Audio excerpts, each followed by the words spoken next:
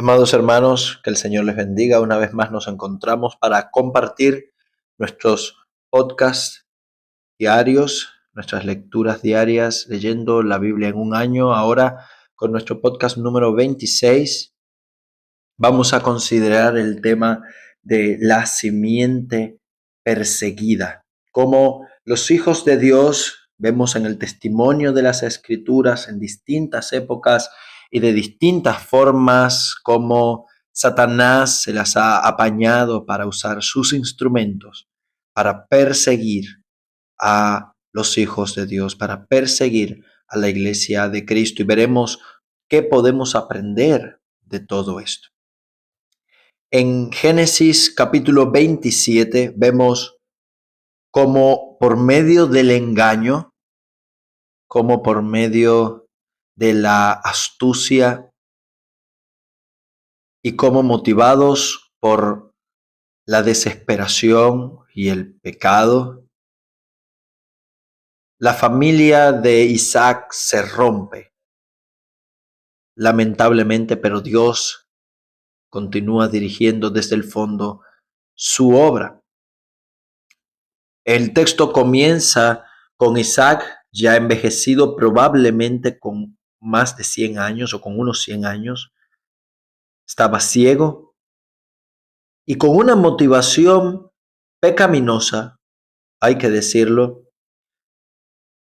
Él desea que su hijo, cuya casa le agradaba, Esaú, que ya había tomado mujeres cananeas y había demostrado no estar preparado o despreciar las cosas espirituales.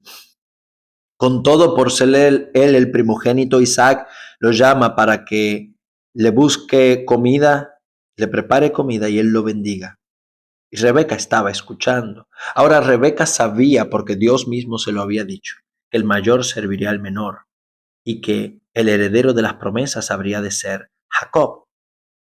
Sin embargo, en lugar de esperar y de confiar en Dios, Rebeca se desespera y trata de engañar a su esposo. Y motiva a Jacob entonces a suplantar a su hermano, engañar a su padre y tomar su bendición. Y efectivamente lo logra. Ahora Jacob tampoco tiene reparos. El temor de Jacob era simplemente que su padre descubriese el engaño. Él no tenía temor de Dios. Sin embargo, todo se consume. Isaac es engañado y bendice a su hijo menor. Jacob se acercó, le besó y olió Isaac el olor de sus vestidos y le bendijo diciendo, hay que entender este texto en un sentido profético. Isaac aquí está declarando proféticamente lo que iba a hacer. La bendición no es como nosotros la concebimos. Aquí la bendición tiene un poder real. Se está hablando de la herencia de Abraham, de la bendición que Dios le impartió a Abraham y de la cual Isaac fue receptor. Mira el olor de mi hijo como el olor del campo que Jehová ha bendecido. Aquí una referencia al Edén. Dios pues te dé del rocío del cielo y de la grosura de la tierra y de la abundancia del trigo y del mosto, bendiciones físicas, materiales que señalan o tipifican bendiciones espirituales. Sírvate pueblos y naciones se inclinen ante ti. Sé Señor de tus hermanos y se inclinen ante ti los hijos de tu madre. Malditos los que te maldijeren y benditos los que te maldijeren. Y benditos los que te bendijeren. Aquí, específicamente, la promesa de Dios a Abraham en Génesis capítulo 12, verso 3. Jacob sale, Esaú llega en ese mismo momento e Isaac se da cuenta del engaño. Cuando Esaú oyó las palabras de su padre, clamó a gran voz y muy amargamente y dijo, bendíceme también a mí, padre mío. Y él dijo, vino tu hermano con engaño y tomó tu bendición. Y Esaú respondió, bien llamaron su nombre Jacob, pues ya me has suplantado, esto es lo que significa su nombre 2 veces. Se apoderó de mi primogenitura esto es una mentira, Esaú la había despreciado y ahora ha tomado mi bendición. Y entonces Isaac también lo bendice a él, dando a entender que los edomitas estarían sometidos, sus descendientes estarían sometidos al dominio de Israel hasta que se liberaron, esto más adelante en la historia. Y aborreció Esaú a Jacob. Su corazón pecaminoso y perverso se manifestó en el aborrecimiento y odio hacia su hermano. Esaú había menospreciado su primogenitura y fue desechado, nos enseña Hebreos capítulo 12. Por la bendición que su padre le había bendecido, y dijo en su corazón: llegarán los días del luto de mi padre y yo mataré a mi hermano Jacob. El odio llevó a convicciones homicidas. Perdió todo amor de hermano. Fueron dichas estas palabras a Rebeca, y ella envió y llamó a Jacob, su hijo menor, y le dijo: Esaú tu hermano se consuela acerca de ti con la idea de matarte.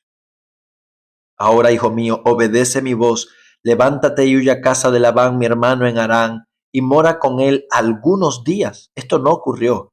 Pasaron más de 20 años para que Jacob volviera.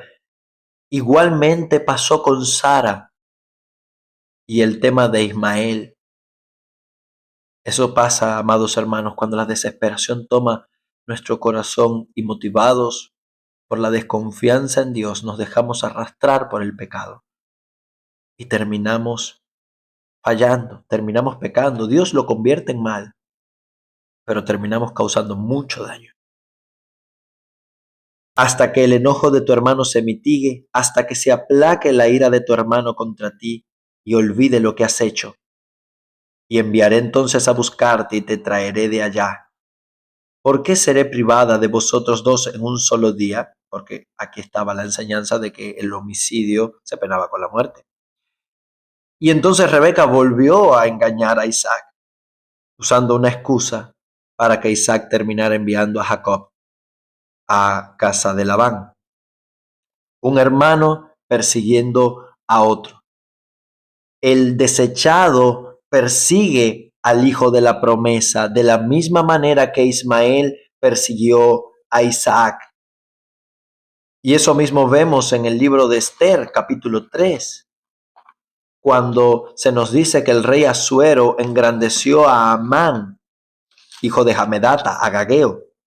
Dato curioso, este era Agageo por ser descendiente de Agag, hijo o rey de Amalek, al que Saúl le había perdonado la vida. Y Amalek era descendiente de Esaú. Los amalecitas eran descendientes de Esaú y eternos enemigos de Israel. Entonces aquí vemos la rivalidad entre hermanos desde Esaú había perpetuado a lo largo de las generaciones y ahora se manifestaba en Amán, su descendiente, que había sido engrandecido por el rey Asuero, y todos los siervos del rey se arrodillaban en él en un sentido de adoración, excepto el piadoso Mardoqueo, que no se sometía a un hombre del cual probablemente sabía cuál era su ascendencia y del cual no estaba dispuesto a rendirle adoración, porque aquí el inclinarse no es en sentido de respeto. Vemos que Abraham se había inclinado delante de los eteos en un sentido de respeto. Acá Amán lo que buscaba era ser adorado como un ser prácticamente divino, engrandecido por el rey. Esa era la orden. Y Mardoqueo ni se arrodillaba ni se humillaba. Y los siervos del rey que estaban a la puerta para forzarlo, para ver si se mantenía firme, para probarlo, se lo dijeron a Amán, que Mardoqueo ni se humillaba, y también le dijeron que era judío, y Amán había tomado entonces resolución de matar a Mardoqueo, porque se había llenado de ira al ver que no se humillaba delante de él. Y el texto nos dice, versículo 6, que no solamente de él, sino que Amán procuró destruir a todos los judíos que habían en el reino de Asuero, el pueblo de Mardoqueo. Ahora, Asuero era rey sobre 127 provincias, un imperio. El pueblo de Israel corría verdaderamente peligro de ser destruido totalmente, porque no tenían independencia ni ejército, ni modo de defenderse. En el año 12 del rey Asuero, Amán echó la suerte, Pur, y terminó saliendo una fecha para la destrucción de los judíos, que fue en el mes 12º. Los judíos tenían exactamente un año para ser extinguidos totalmente, porque esa era la resolución. Y Amán, usando la pereza del rey a su favor, el rey que no quería gobernar de ninguna manera, Amán entonces movió los hilos y ordenó a todos los ejércitos, a todos los enemigos de Israel, levantarse contra todos los judíos en ese tiempo, el día 13 del mes 12, para exterminar a todos los judíos. Eso incluían los que ya vivían en Jerusalén, en Judea y en otras partes del imperio persa. Estaban en un serio peligro. Versículo 12. Entonces fueron llamados los escribanos del rey en el primer mes, al día 13 del mismo, y fue escrito conforme a lo que mandó Amán, a los sátrapas del rey, capitanes que estaban sobre cada provincia, y a los príncipes de cada pueblo y cada provincia según su escritura, y a cada pueblo según su lengua, en nombre del rey Asuero. Fue escrito y sellado con el anillo del rey, y fueron enviadas cartas con la orden de destruir, matar y exterminar a todos los judíos en un solo día, el día 13 del mes 12. La copia del escrito que se dio por mandamiento en cada provincia y en cada pueblo, a fin de que estuviesen listos para aquel día. Y salieron los correos del edicto, fue dado en Susa, la capital del reino. Y el rey y Amán se sentaron a beber, pero la ciudad estaba profundamente conmovida. Se había decretado por parte de los hombres la destrucción del pueblo de Dios. Sin embargo, en su providencia, en su amor y en su cuidado, ya Dios había movido los hilos para proteger a su pueblo. En Mateo capítulo 26 vemos otra vez ahora al Hijo de Dios, aquel a quien Jacob y la nación de Israel eran simples sombras y figuras. Al Hijo de Dios siendo también traicionado, entregado, perseguido y vendido. El capítulo 26 comienza hablando Jesús anunciando una vez más su muerte. Dentro de 2 días se celebra la Pascua y el Hijo del Hombre será entregado para ser crucificado. Está declarando aún la forma en que habría de morir. Y en paralelo el escritor nos narra una reunión secreta en el patio del sumo sacerdote Caifás, donde todos los líderes de Israel tuvieron consejo para prender a Jesús con engaños y matarle. Pero ellos tenían una voluntad y una resolución que no fuera durante la fiesta de la Pascua, como terminó siendo.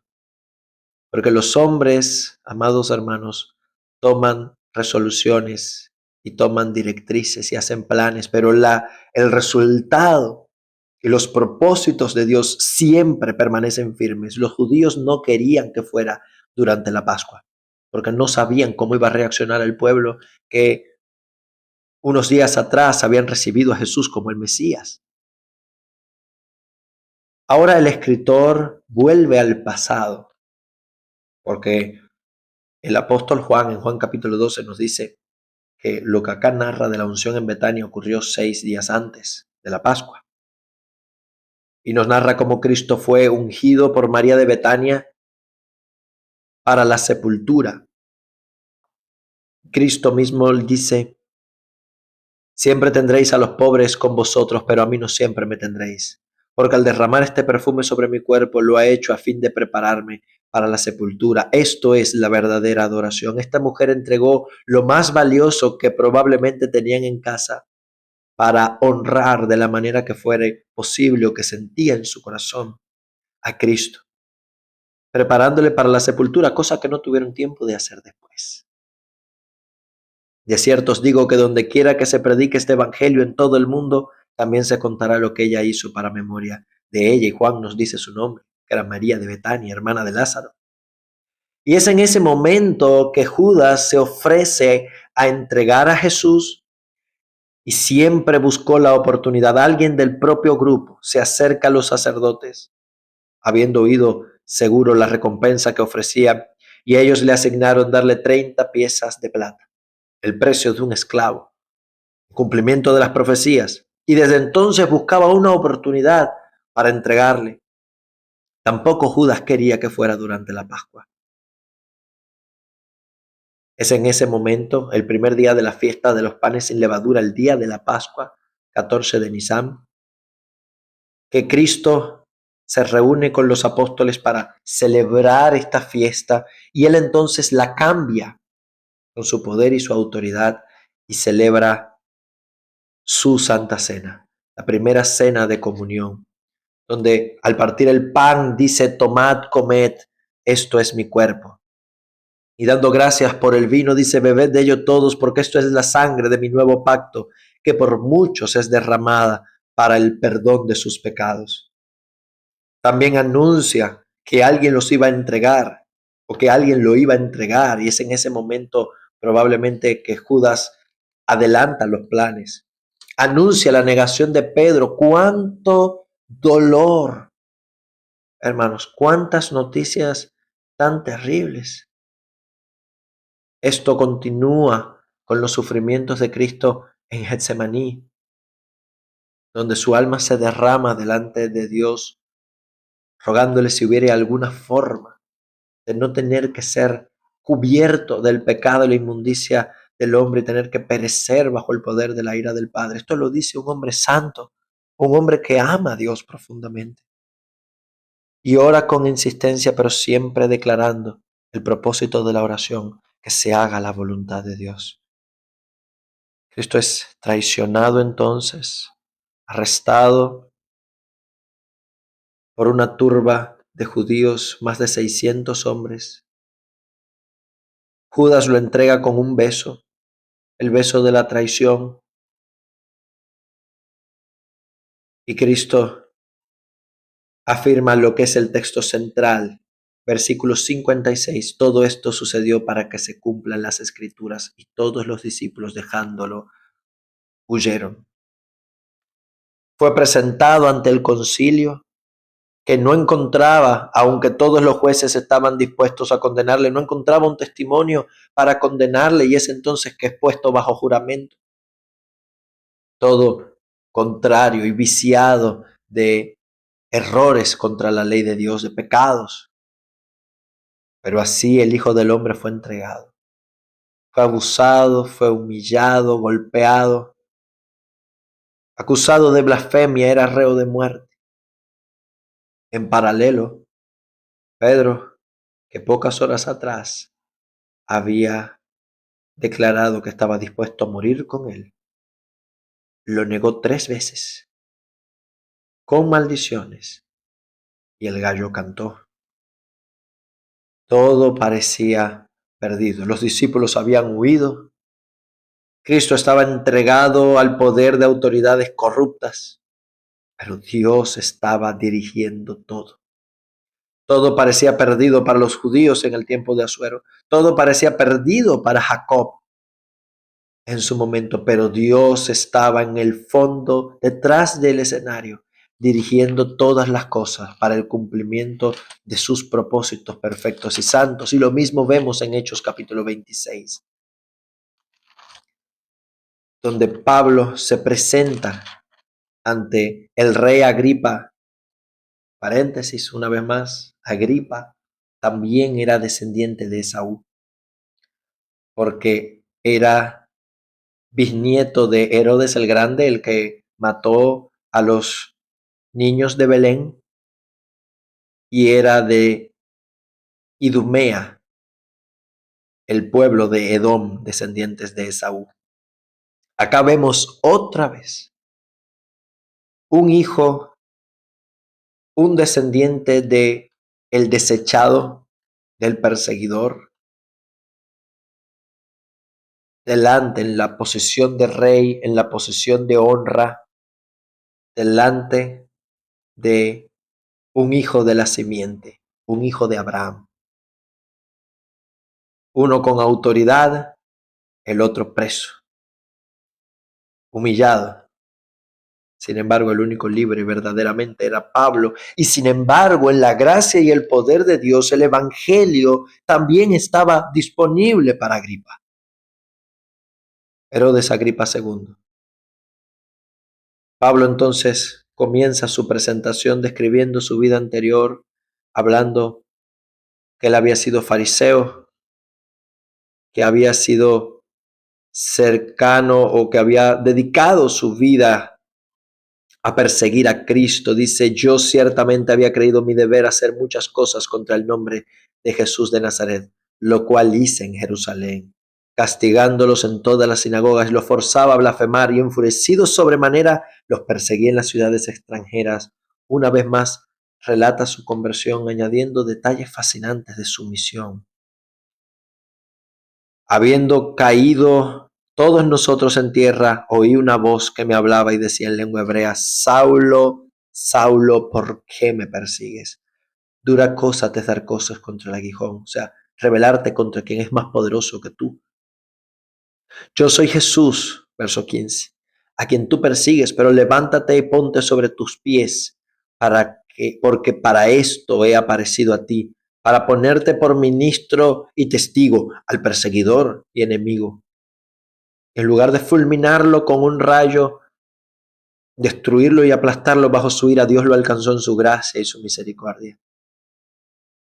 Te he puesto por testigo de las cosas que has visto y de aquellas en que me apareceré a ti, librándote de tu pueblo y de los gentiles a quienes te envío, para que abras sus ojos, para que se conviertan de las tinieblas a la luz y de la potestad de Satanás a Dios, para que reciban por la fe que es en mí perdón de pecados y herencia entre los santificados. Por causa de esto los judíos, prendiéndome en el templo, verso 21, intentaron matarme, pero habiendo obtenido auxilio de Dios, este era el corazón de Pablo, persevero hasta el día de hoy, dando testimonio a pequeños y grandes, no diciendo nada fuera de las cosas que los profetas y Moisés dijeron que habría de suceder. El Cristo había de padecer y ser el primero en la resurrección de los muertos para anunciar luz al pueblo y a los gentiles. Pablo no hace una defensa o una declaración de su inocencia. Pablo aprovecha esta oportunidad, como todas las oportunidades, para predicar el evangelio. Esta es la ofensiva del reino de la gracia, convertir los corazones a Cristo. Diciendo estas cosas en su defensa, Festo, el procurador romano o el gobernador romano, proclamó a gran voz: estás loco, Pablo. Las muchas letras te volvieron loco. Mas él dijo: no estoy loco, excelentísimo Festo, sino que hablo palabras de verdad y cordura, pues el rey sabe estas cosas. Porque no pienso que ignora nada de esto, pues no se ha hecho en secreto. ¿Crees, oh rey Agripa, a los profetas? Yo sé que crees. Y entonces Agripa dijo a Pablo: por poco me persuades a ser cristiano. Y Pablo le responde: quisiera Dios que por mucho o por poco, no solamente tú, sino todos los que hoy me oyen, fuesen hechos tal cual yo soy, excepto por estas cadenas. En su misericordia y en su amor, Pablo anhelaba la salvación de su audiencia, aunque no estuvieran en esa condición en la que él se encontraba. Cuando había dicho estas cosas, se levantó el rey, el gobernador, Berenice y los que se habían sentado con ellos, y cuando se retiraban aparte, hablaban entre sí, diciendo otra vez, reconociendo la inocencia de Pablo: ninguna cosa ni digna de muerte ni de prisión ha hecho este hombre. Y Agripa le dijo a Festo: ¿podía este hombre ser puesto en libertad de no haber apelado al César? Pero en la providencia de Dios, Pablo debía ir a Roma, dando testimonio a grandes y pequeños. Oh amados, estamos en las manos de Dios. Y aunque como hijos de Dios, siervos de Cristo, padeceremos persecución, nuestros sufrimientos y lágrimas están en la presencia de Dios. Podemos descansar y confiar en Él. Que el Señor les bendiga.